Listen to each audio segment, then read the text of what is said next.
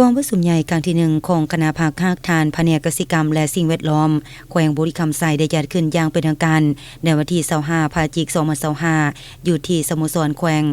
ภายใต้การเป็นประธานของสหายโพคำจันทสุขเลขาคณะภาคภาคทานแผนกเกษตรกรรมและสิ่งแวดล้อมแขวงให้เกียรติเข้าร่วมของสหายเพชรสมัยไสยธิจักรคณะประจำภาคแขวงหัวหน้าคณะจัดตั้งแขวงมีบรรดาสมาชิกภาคสมบูรณ์สำหองที่ขึ้นกับคณะภาคภาคทานพร้อมด้วยคณะพิสอบติดตามสุขโยกองประชุมเข้าร่วม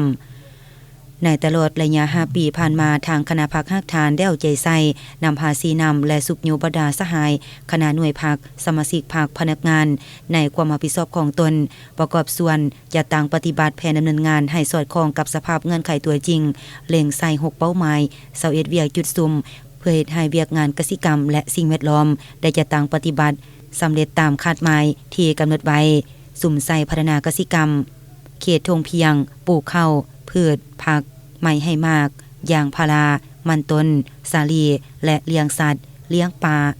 เขตผู้ดอยปกปักรักษาทรัพยากรธรรมชาติป่าไม้แหล่งน้ำและสิ่งแวดล้อม5ปีผ่านมาขะแหนงกสิกรรมขยายตัวเฉลี่ย5กว่าส่วนหอยกวมเอา35ส่วนหอยของ GPP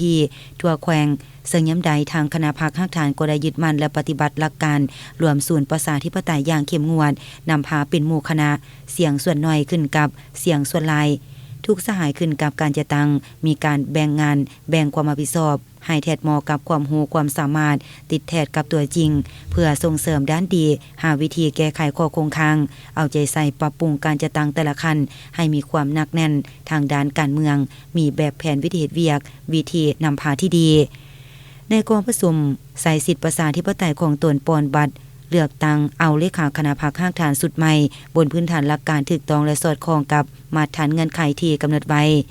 กองประชุมครั้งปฐมฤกษ์ได้ไปเอกสารการเลือกเอาสหายโพคำจันทสุขเป็นเลขาคณะพรรคภาคฐานสหายอุทธรสิงหาดวงปัญญาเป็นรองเลขาสหายดาราพรผลสวัสดีเป็นประธานกวดกาสหายบุญเพ็งจันทวงศ์สุขเป็นรองประธานกวดกาสหายเวียงแก้วใส่ภักดีสหายพันลอนแก้ววิเศษและสหายวิรพลสุรินทร์ภูมิเป็นคณะพรรค